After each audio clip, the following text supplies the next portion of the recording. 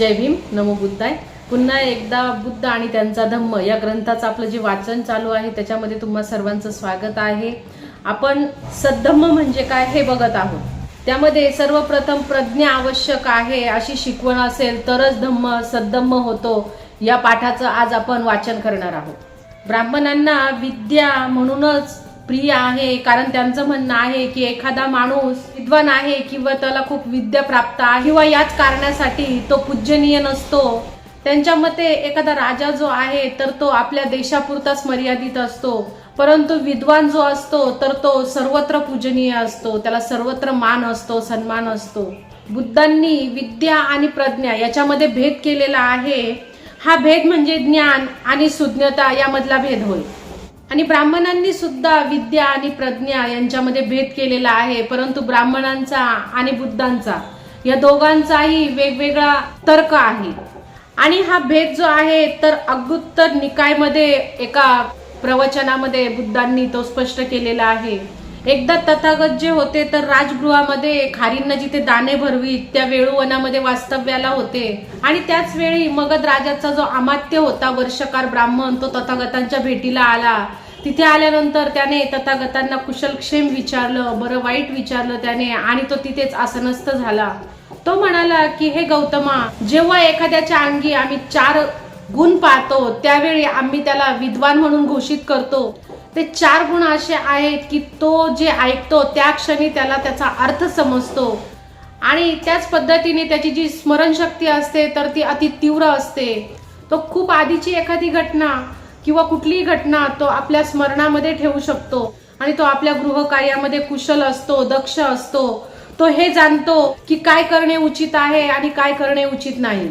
मग पुढे तो म्हणाला की हे श्रमण गौतमा, एखादा माणूस या 4 गुणांनी जर युक्त असेल तेव्हा आम्ही त्याला सुज्ञ माणूस म्हणतो, तो विद्वान माणूस म्हणून आम्ही त्याला घोषित करतो। आणि मग हे श्रमण गौतमा, या गुणांच्या आधारे माझी तुम्हाला जर प्रशंसा जर करावीशी वाटत असेल तर ती तुम्ही करा, आणि जर तुम्हाला जर मला दोष द्यायचा असेल तर तो तुम्ही द्या। त्यावरती बुद्ध म्हणाले की मी तुला दोषही देणार नाही किंवा मी तुझी प्रशंसाही करणार नाही। मी सुद्धा ज्या माणसामध्ये 4 गुणधर्म आहेत त्यांची प्रशंसा करतो, परंतु 4 जे गुण सांगितलेत ते माझ्या गुणांपेक्षा वेगळे आहेत। माझे गुणधर्म असे आहेत की जो माणूस बहुजनांचा विचार करतो त्यांच्यामुळेच बहुजन हे कल्याणमयी झालेले आहे, त्यांच्यामुळेच बहुजन हे कल्याण करता आहेत आणि ते कल्याणमयी पथावरती अनुगामी झालेले आहेत। तो ज्या विचारात रममान होऊ इच्छितो त्याच विचारात रममान होतो, तो ज्या विचारात रममान होऊ इच्छित नाही त्या विचारात तो रममान होत नाही। तो चित्तामध्ये ज्या संकल्पनेची कामना करतो तोच संकल्प करतो, तो चित्तामध्ये ज्या संकल्पनेची कामना करीत नाही तो संकल्प तो करत नाही। तो आपले चित्त नियमित नियंत्रित ठेवतो, आणि तो आपल्या इच्छेने विना सायस विना कष्टाने 4 लोकोत्तर ध्यानात मग्न होतो। ही 4 ध्याने याच जगी याच जीवनी सुखाची साधने आहेत, आणि त्याने याच जन्मी आपल्या अस्तित्वाचा क्षय केलेला आहे। त्याने चित्ताची विमुक्ती त्याला प्राप्त झाली आहे, आणि त्याला प्रज्ञेद्वारे विमुक्ती प्राप्त झालेली आहे। आणि म्हणूनच हे ब्राह्मणा, मी तुला दोषही देणार नाही आणि तुझी प्रशंसाही करणार नाही, परंतु मी हे जे 4 गुण ज्या माणसामध्ये आहे अशा माणसाला सुज्ञ माणूस म्हणून घोषित करेन। आणि जेव्हा हे तथागतांचे बोल त्याने ऐकले तेव्हा तो म्हणाला की हे गौतमा, हे किती अद्भुत आहे, हे किती लौकिक आहे, किती आश्चर्यजनक आहे, ही व्याख्या किती सुंदर आहे। आणि मला असं जाणवतं आहे की तथागत तुम्ही या 4 गुणांनी युक्त आहात, तुम्ही बहुजनांसाठी स्वतःला समर्पित केलेले आहे, आणि खरोखर तुम्ही ज्या विचारामध्ये स्वतःला रममान करू इच्छिता त्या विचारातच तुम्ही रममान होता, इतर कुठल्याही विचारात तुम्ही रममान नसता। तुमचं चित्त जे आहे ते संयमित आहे, तुमचं चित्त जे आहे ते नियंत्रित आहे। तुम्ही खरोखर याच जन्मी दुःखाचा क्षय केलेला आहे, तुमचे चित्त जे आहे तर ते विमुक्त झालेले आहे। आणि या पद्धतीने यामध्ये ब्राह्मणांची आणि तथागत बुद्धांची प्रज्ञाविषयीची जी व्याख्या आहे ती स्पष्ट झाली आहे। या ठिकाणी बुद्ध प्रज्ञेला विद्येपेक्षाही जास्त महत्त्व देतात, हे या संवादामध्ये सुस्पष्ट होते। प्रज्ञा ही आवश्यक असते, परंतु प्रज्ञेपेक्षाही अधिक महत्त्वाचं जर काय आहे तर ते शील। शिलाविना प्रज्ञा सुद्धा ही धोकादायकच आहे। प्रज्ञा ही माणसाच्या हाती असलेली एखादी तलवारच आहे, आणि शीलवान माणसाच्या हाती असली तरच प्रज्ञेचा उपयोग हा संकटाच्या वेळी सापडलेल्या माणसाच्या रक्षणासाठी करू शकतो. परंतु शीलहीन जो माणूस आहे तर त्याच्या हाती जर प्रज्ञा भेटली तर तो त्याचा विनाशच करेल. म्हणून प्रज्ञेपेक्षा शील हे महत्वाचे असते. प्रज्ञा हा विचारधम्म होय. सम्यक विचार करणे म्हणजे प्रज्ञा. शील हा आचारधम्म आहे. सम्यक आचरण म्हणजे शील. बुद्धाचे पाल मूल तत्वाचा उल्लेख केला आहे. एक तत्व हे जीवहिंसे संबंधी आहे, दुसरे तत्व हे चौर्य कर्मा संबंधी आहे, तिसरे तत्व हे कामभोगा संबंधी मिथ्याचाराशी संबंधित आहे, चौथे तत्व जे आहे तर ते मिथ्या कथनाशी संबंधित आहे, पाचवे तत्व जे आहे तर ते सुरापानाशी संबंधित आहे. आणि या 5 मूल तत्वांसंबंधात तथागताने सामान्य जनांना हिंसा न करणे, चौर्य कर्म न करणे, मिथ्या कथन न करणे, कामभोगासंबंधी मिथ्याचार न करणे आणि सुरापान न करणे अशी देशना दिलेली आहे. बुद्धांनी विद्येपेक्षा शीलाला अधिक महत्त्व देण्याचे कारण तसेच आहे. विद्येचा उपयोग जो असतो तो माणसाच्या शीलावर अवलंबून असतो. शीलाशिवाय विद्येला काहीही मोल नसते. हीच बुद्धांची देशना आहे. आणि इतर प्रसंगी बुद्ध म्हणतात की शीलाशिवाय या जगामध्ये दुसरे काहीही नाही. शील हा आरंभबिंदू आहे. शील हा शरणस्थल आहे. शील हेच सर्व कुशलांची जननी आहे. सर्व उत्तम अवस्थांत शील ही सर्वोत्तम अवस्था होय. म्हणून आपले शील हे शुद्ध असावे. यालाच सद्धम्म म्हणतात. प्रज्ञा आणि शील यांच्या समवेत करुणाही आवश्यक आहे अशी शिकवण असेल तरच धम्म सद्धम्म होतो. बुद्धांच्या धम्माचे अधिष्ठान काय या संबंधी मतभिन्नता आहे. काय फक्त प्रज्ञाच बुद्धांच्या धम्माचा अधिष्ठान आहे, काय फक्त करुणाच त्यांच्या धम्माचा अधिष्ठान आहे. आणि या वादामुळे बुद्धानुगामी 2 शाखांमध्ये विभाजित झाले. एका शाखेचं असं म्हणणं होतं की प्रज्ञाच बुद्धांच्या धम्माचा अधिष्ठान आहे आणि दुसऱ्या शाखेचं असं म्हणणं होतं की फक्त करुणाच बुद्धांच्या धम्माचा अधिष्ठान आहे. आणि या ज्या 2 शाखा आहेत तर त्या एकमेकांपासून वेगळ्या आहेत. बुद्ध वचनांच्या आधारावरच यांचे परीक्षण केले तर या दोन्ही शाखा चूक आहेत असे वाटते. बुद्धांच्या धम्माला 2 आधारस्तंभापैकी एक आधारस्तंभ प्रज्ञा आहे, यात कुठलाच वाद नाही. परंतु वादाचा मुद्दा असा आहे की करुणा ही धम्माचा आधारस्तंभ आहे का, आणि हीच खरी वादाची बाब आहे. प्राचीन काळामध्ये गंधार देशामध्ये एक भिक्खू जो होता तो वास्तव्याला होता. त्याला अतिशय गंभीर असा आजार झालेला होता. तो एका जागेवरून दुसऱ्या जागी जेव्हा उठायचा आणि बसायचा त्यावेळी ती जागा पूर्णपणे घाण होत असे. आणि मग एकदा असंच तथागत आपले जे भिक्खू संघ होता त्यांच्यासोबत तिथे आले. त्यांनी बघितलं की तो जो भिक्खू ज्या ठिकाणी राहत होता तिथं अतिशय दुर्गंधी पसरलेली होती. इतर जे भिक्खू होते तर ते त्याचा द्वेष करत होते. त्यांनी जगतवंद आपल्या जे तथागतांनी शुक्रदेवाला पाणी आणण्यासाठी सांगितले. तथागतांनी स्वहस्ते त्या भिक्खूला स्नान घातले आणि त्यांनी त्या आजारावरती उपचार करायला त्यांनी सुरुवात केली. आणि मग त्यावेळी धरणी जी होती तर तिने कंप पावली. तो आसमंत जो होता तर तो दिव्य प्रकाशाने अलौकिक झाला. तेव्हा तिथले राजा आणि तिथले जे अमात्य होते, जे स्वर्ग देवता होते, ते सर्व त्या ठिकाणी उपस्थित झाले आणि त्या सर्वांनी बुद्धांची तिथे पूजा बांधली, पूजा केली.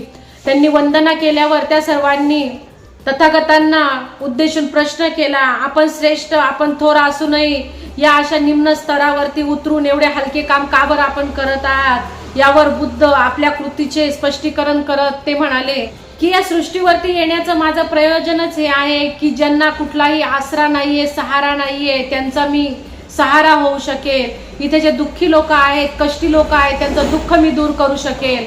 मग ती कुठल्याही धर्माची माणसं आहोत, कशी माणसं आहोत, ती वृद्ध असोत किंवा ती आजारी असोत, त्यांची सेवा करणे हा माझा धर्म आहे. आणि या पद्धतीने तथागतांनी इतरांनाही हे कार्य करायला भाग पाडलं.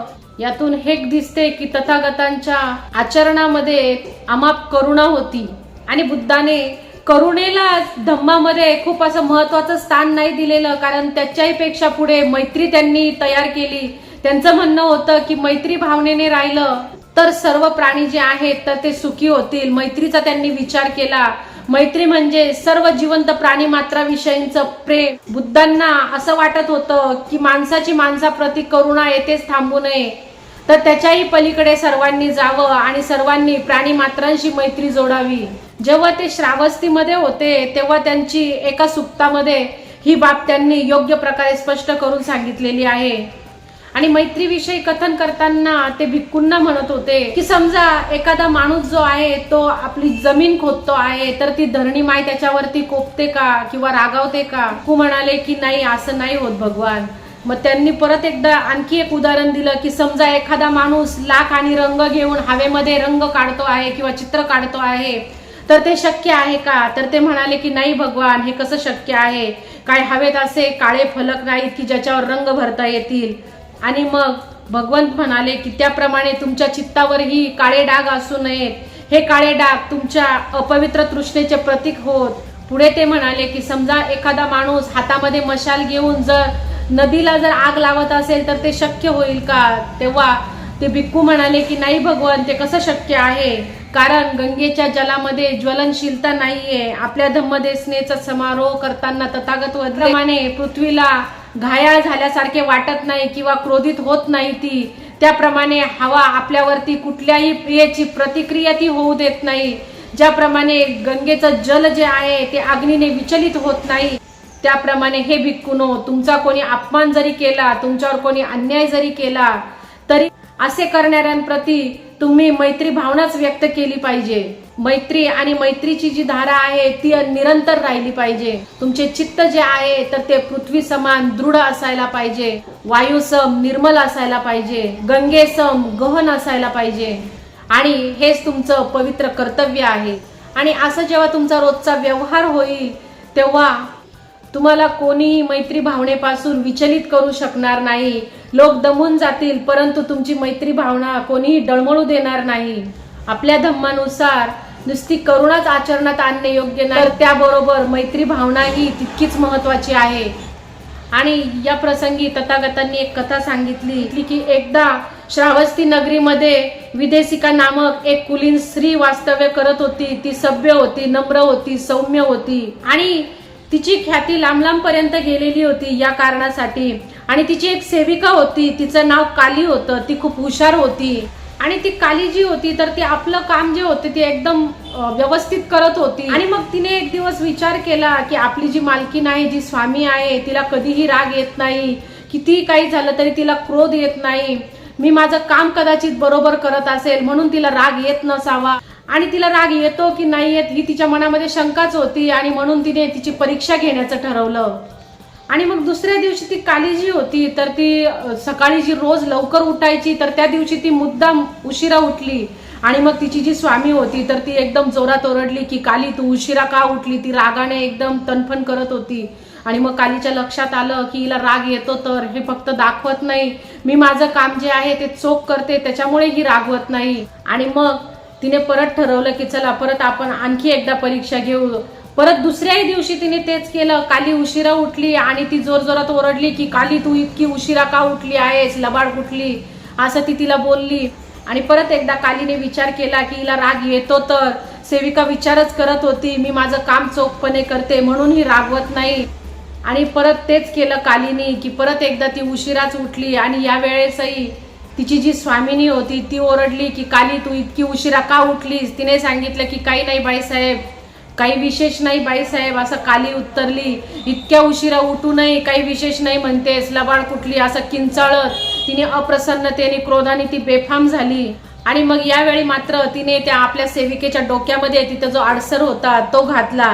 सेविकेच्या डोक्यातून रक्त व्हायला लागलं। मग काली जोरजोरात ओरडायला लागली। तिने आजूबाजूचे लोक गोळा केले आणि ती म्हणाली की बघा, तुम्ही हिला जी शांत म्हणत होते तर तिच्या दासीच्या उशिरा उठण्यावरती ही इतकी चिडली, एकदा छोट्याशा कारणावरून ही इतकी चिडली की हिने माझ्या डोक्यातून रक्त काढलं आहे। आणि तुम्हाला जी वाटत होती की जी शांत आहे, नम्र आहे, तसं नसून ती किती चिडलेली आहे, बघा ती किती रागिष्ट आहे, असं तिने लोकांना दाखवलं। याचा परिणाम असा झाला की ही विदेशिका जी आहे ही शांत स्वभावाची नसून ही क्रोधी आणि हिंसक स्वभावाची आहे, अशी तिची ख्याती पुढे झाली। आणि यामधून हे सांगण्यात आलं की याच पद्धतीने जोपर्यंत क्रोध किंवा चीड येणारे शब्द बोलले जात नाही तोपर्यंत भिक्खू हे शांत असतात, आणि ज्यावेळी असं बोललं जातं त्यावेळेस मात्र ते क्रोधित होतात। आणि जेव्हा हे अप्रिय शब्द बोलले जातात तेव्हाच खरं तर भिक्खूंच्या प्रती मैत्री भावना आहे की नाही हे समजले जाते। तर तथागत वदले की केवळ अन्न वस्त्र मिळवण्यासाठी भिक्खूंनी मैत्रीभाव व्यक्त केला तर त्यांच्या ठाई मैत्रीभाव आहे असे मी मानणार नाही. ज्यांची मैत्री भावना धर्म सिद्धांतातून उगम पावते त्यालाच मी खरा भिक्खू मानतो. मैत्री म्हणजे चित्ताची विमुक्ती. ही भावना सर्व पुण्य कर्मांना आपल्यात सामावून घेते. मैत्री भावना ही प्रकाशमान आहे, अदिप्य आहे, प्रज्वलित आहे. याच प्रकारे हे भिक्खूंनो, ताऱ्याचा प्रकाश हा चंद्रभागेच्या 16व्या भागा इतकाही नसतो. चंद्रभागेच्या प्रकाशात साऱ्याच ताऱ्यांचे तेज सामावते. चंद्रप्रभा स्वतेज प्रकाश ते प्रदीप्य होते, प्रज्वलित होते. त्याचप्रमाणे हे भिक्खूंनो, पुण्यकर्मासाठी केलेल्या सर्व कर्माचे मोल हे मैत्री भावनेच्या 16व्या भागा इतकेच असते. मैत्री म्हणजे चित्ताची मुक्ती. मैत्री या सर्वांना आत्मसात करून प्रदीप्त होते, प्रकाशित होते, प्रज्वलित होते. आणि त्याप्रमाणे जसे वर्षा ऋतूनंतर आकाश असं निरभ्र असतं, सूर्य जो आहे ते आपले सारे किलमिश नाहीसे करतो, तो प्रकाशतो, तो प्रज्वलित होतो. प्रहरी प्रभात तारा प्रज्वलित होतो, प्रकाशित होतो. आणि त्याप्रमाणे हे भिक्खूंनो, पुनर्जन्मासाठी केलेल्या कोणताही कर्माचे मोल मैत्रीच्या 16व्या भागा इतके नाही. मैत्री म्हणजे चित्ताची मुक्ती. मैत्री या सर्व कर्मांना सामावून घेते, ती प्रकाशते, ती प्रदीप्त होते, ती प्रज्वलित होते.